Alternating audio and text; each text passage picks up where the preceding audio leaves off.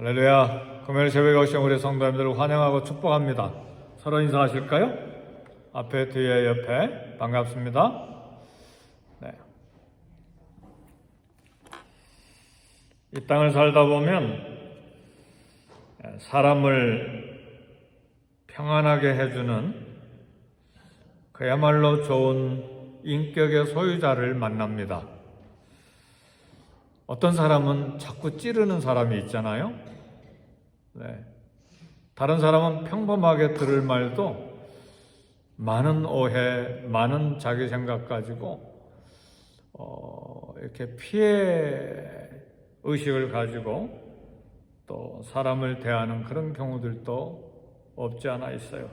그래서 우리 이 땅에 살아가는 동안에 건강도 중요하고 물질 소유도 중요하고 또 이렇게 즐거움으로 기쁨으로 사는 것도 다 중요하지만 하나님 앞에서 바른 인격 또 건강한 마음을 가지고 살아가는 것이 얼마나 중요한지 몰라요.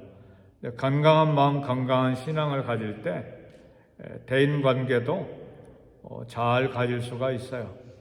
그래서 적극적으로 마음이 건강해지고 영혼이 건강해지면 연약한 사람을 도와주고 또 주저앉아 있는 사람을 세워주고 마음 아파한 사람을 위로해주고 또 어려운 사람 돕는 손길을 펴고 내 마음이 건강하지 아니하면 이제 방어하거나 공격하거나 그렇지 않으면 남을 상처를 주고 아니면 평범한 말인데 괜히 스스로 이렇게 손해의식, 피해의식 가지고 공격하는 경우들도 있습니다. 근데 삶의 모든 쓴맛, 단맛을 다 경험한 그런 인생, 그러면서 나이가 많아져서 노인이 되었을 때 그리고 사람을 평안하게 해주는 고매한 인격과 신앙을 볼 때 그와의 만남은 축복입니다. 기쁨입니다. 그리고 인생을 같이 이야기하기를 원하고 또 지혜를 구하기를 원하고 또 함께 커피 한 잔 마시고 몇 시간 동안 이야기하기를 원하고 오늘 세월이 가면 갈수록 예수님을 깊게 만나고 연륜이 깊어지면 깊어질수록 다른 사람을 평안하게 하고 세워주고 격려하고 위로하는 그런 신앙 인격이 되기를 주의 이름으로 축복합니다. 그렇게 하려면 내 처지를 잘 알아야 돼요. 내 형편도 잘 알아야 되고 하나님 앞에서의 내 신분도 잘 알아야 됩니다. 그러나 이렇게 잘 성숙하고 준비돼서 노인이 되었을 때 그런 사람 바라보는 것만으로도 격려가 되고 인생의 지혜를 얻게 하는 기회가 되기 때문에 참으로 존경스러운 마음으로 또 바라보게 되지요. 오늘 사무엘하 19장 31절에서 39절에 보면 그러한 한 사람 노인을 만나게 됩니다. 바르실레라고 하는 사람인데 참 거부였어요. 수많은 군인들을 그리고 다윗 왕가의 모든 가족들까지 이렇게 피난 왔을 때 자기의 물질을 창고를 다 열어서 군인들을 모이고 백성들을 모이고 왕을 대접하는 그런 사람인데 이 사람이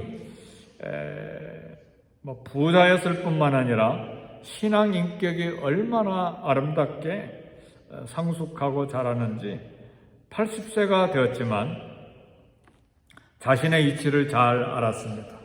겸손하고 성숙한 인격을 가진 사람이었어요. 그의 모습을 보면서 향기로운 삶이 무엇인가 그것을 오늘 이 새벽에 잠깐 생각하기를 원해요. 설교 제목이 향기로운 삶입니다. 오늘 저와 여러분에게도 향기로운 삶이 예수 그리스도의 냄새, 예수 그리스도의 향기가 있기를 주의 이름으로 축복합니다. 향기로운 삶이란 먼저 자신의 처지를 아는 삶입니다. 인간은 세월이 지나면 늙습니다. 그리고 그 생을 마침내 마지막 하게 됩니다. 이런 것을 알고 준비하는 자가 행복한 노년을 맞이할 수가 있습니다.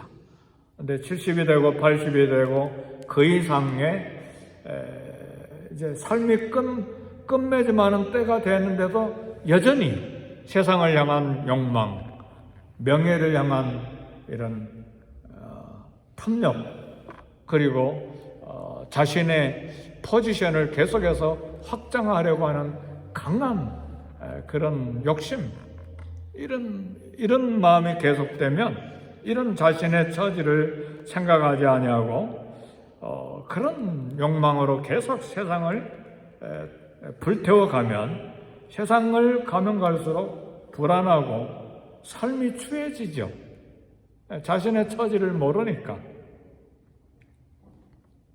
그래서 자신의 처지를 인정하느냐 못하느냐에 따라서 삶의 질이 결정이 됩니다.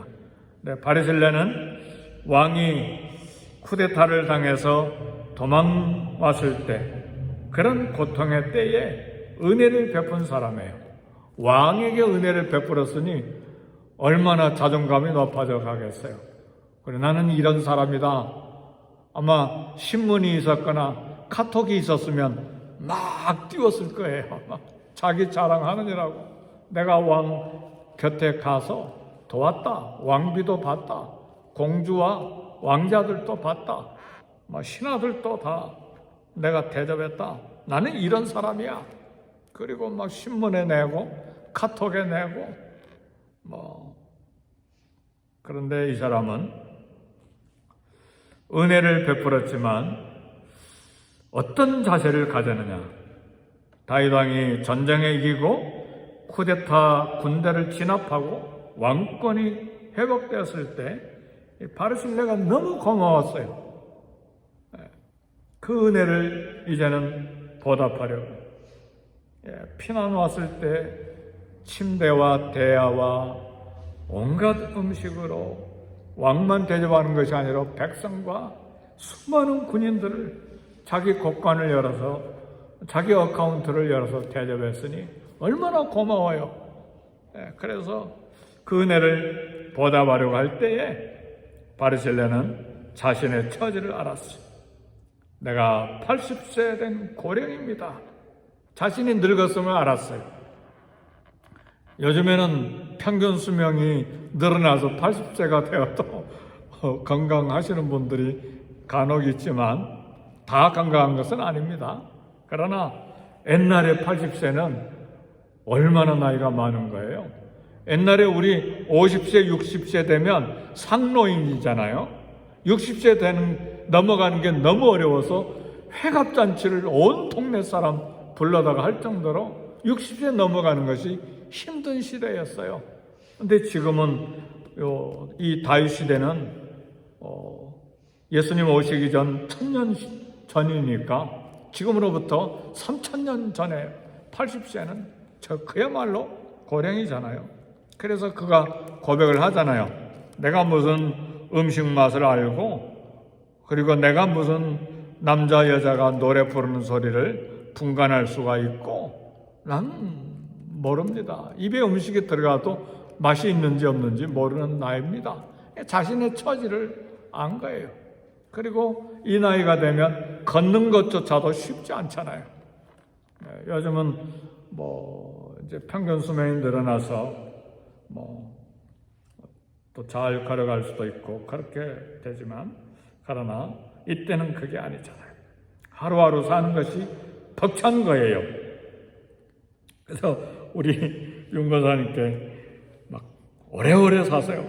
박사님 그런 소리 하지 마세요. 그러니까 우리 권사님은 정직한 말씀을 하시는 거예요. 잠자는 거, 먹는 거, 숨 쉬는 거, 걸어가는 거. 그래서 오늘 새벽에 일찍 오셔서 현사가 어떻게 되세요? 여쭤봤어 일부러. 이 새벽기도 오시는 것도 믿음, 신앙 때문에 오실 수 있는 것이지 그렇다고 밤에 깊게 오랫동안 주무실 수 있는 것도 아니고 다 그렇지 않잖아요. 그러니까 우리 권사님은 자신의 처지를 알고 계시는 거예요. 그런데 이 연세에 세상에 나가서 무슨 오락을 할까? 무슨 맛있는 것을 먹을까? 내 이름을 어떻게 드러낼까? 교회에서 내 언권을 어떻게 좀 더 세워볼까? 그러면 얼마나 추하겠어요. 조용히 평생 교회를 섬기셨지만 조용히 오셔서 기도하시고 조용히 가시잖아요. 이게 아름다운 모습이죠. 하루하루 사는 것이 벅차고 죽음이 가까운 것을 알고 바르실레는 왕에게 대답합니다. 젊은이의 흉내를 내지 않았어요. 다윗이 예루살렘에 가자 그렇게 할 때 겸손하게 사양했어요. 이것이 아름다운 삶이죠. 욕망을 버리는 삶이 향기로운 삶입니다. 대가를 바라지 않고 순수하게 이웃을 도울 수 있는 사람, 우리 주변에 몇 명이나 되겠어요? 대가, 보상 심리, 다른 사람에 대한 우월감, 이것은 자기 욕망을 나타내는 또 다른 모습이죠. 이 욕망을 버리는 것이 향기로운 삶이에요. 나이에 상관없이 욕망을 버리는 삶이 향기가 나는, 그리스도의 향기, 예수의 냄새가 나는 삶이죠. 바르실레는 경제적으로 부유한 사람이에요. 조금 부유한 사람이 아니라 거부였어요. 왕과 군사를 먹여 살릴 정도로 거부였어요. 바르실레는 다윗의 고통, 위기의 순간에 친구가 되어주고, 그리고 다윗 왕을 위로하는 사람이었어요. 다윗이 전장에 이기고 왕의 권력을 다시 찾았을 때 합당한 명예를, 보답을, 상을 그에게 주려고 했을 때 왕이 대접하겠다고 하는 제안은 뭡니까? 대부분의 사람이 얻고자 하는 명예죠. 그 제안을 받으면 부요가 주어지고, 권력이 주어지고, 힘이 주어지고, 가문의 명예가 주어지고, 자기 이름이 드러나고, 권세를 부릴 수 있고, 자기 마을의 영광이고, 이런 것이 세상에 원하는 그런 명예죠. 바르실레는 사양했습니다. 오늘 본문 33절에서 34절의 말씀 보니까 뭐라고 이야기합니까? 왕이 바르실레에게 이르되 너는 나와 함께 건너가자. 예루살렘에서 내가 너를 공개하리라. 34절 바르실레가 왕께 아뢰되 내 생명의 날이 얼마나 이사옵기에 어찌 왕과 함께 예루살렘으로 올라가리까? 내 나이가 이제 80세라. 내가 이제 뭐 좋은 거 흉한 거 어떻게 분간할 수 있고 음식의 맛을 알 수 있겠습니까? 그리고 내가 어떻게 즐길 수 있습니까? 노래를 즐깁니까? 뭘 즐깁니까? 나는 고향에서 살겠습니다. 세상에 욕심, 욕망 내려놓고 하나님을 섬기면서 평화롭게 남은 생을 살기를 원했어요. 바르실레가 왕이 베푼 것 아무것도 보상을 바라지 않고 욕망을 버리고 왕을 도왔다는 것이 여기에서 증명이 되는 것이죠. 사심이 없었다 그 말이죠. 향기로운 삶은 나이와 상관이 없습니다. 꼭 80세 넘은 삶만이 향기로운 삶을 이렇게 상숙함으로 그리스도의 향기가 나타날 수 있겠는가? 아니요. 우리 교회도 보면 80세가 아니고 이제 아직도 젊으신데 이렇게 조용히 말없이 섬기는 분이 곳곳에 있어요. 할렐루야. 소리가 없어요. 봉사하는데. 아무런 자랑이 없어요. 이런 사람 내게 이런 직분 주세요. 그런 요구가 한 번도 없어요. 이 얼마나 아름답습니까? 그러면서도 보면 봉사하는 자리에 있어요. 보면 수고하고 있어요. 몸으로 봉사, 물질로 봉사, 하나님 앞에 수고로움으로 봉사하고, 나이에 상관이 없다 그 말이죠. 우리 그리스도를 사랑하는 사람, 오직 하나님 앞에서 사는 삶, 세상의 욕망을 내려놓고 하나님과 관계를 더 소중히 여기면서 사는 사람, 이런 사람이 삶의 향기를 드러내고 그리스도의 향기를 드러내고 사는 것입니다. 이때 이런 향기로운 삶을 사는 신앙인이 세상의 빛이 되고 이웃의 빛이 되고 그리스도의 빛이 될 수 있습니다. 사랑하는 성도 여러분, 그래서 우리 삶의 목표는 많은 돈, 많은 명예, 많은 출세, 영광이 아니라 어찌하든지 그리스도를 닮아가려고 하는 삶이 우리 생의 목표가 돼야 돼요. 그것이 이제 나이가 많아지면 드러나요.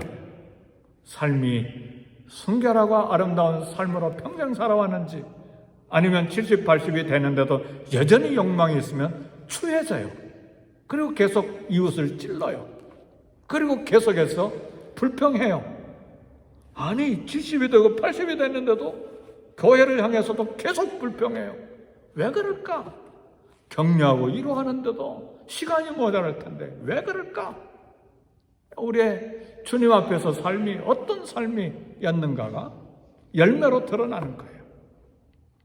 오늘 향기로운 삶으로 그리스도 앞에서, 세상 앞에서, 자녀들 앞에서, 성도들 앞에서, 하나님 앞에서 아름다운 향기가 드러나는 저와 여러분이 되시기를 주의 이름으로 축복합니다. 기도하겠습니다. 기도하실 때 교회를 위해서 기도하시고 우리 장로님들과 교역자들과 직분자들을 위해서 기도하시고 이제 오픈될 목장을 위해서 기도하시고 선교사님들을 위해서 기도하시고 계속해서 우리 교회 부흥을 위해서 기도하시고 전도와 선교를 위해서 기도하시고 이 나라의 민족 미국 땅을 위해서 기도하시고 우리 자녀들과 또 직장과 일터를 위해서 함께 기도하십시다.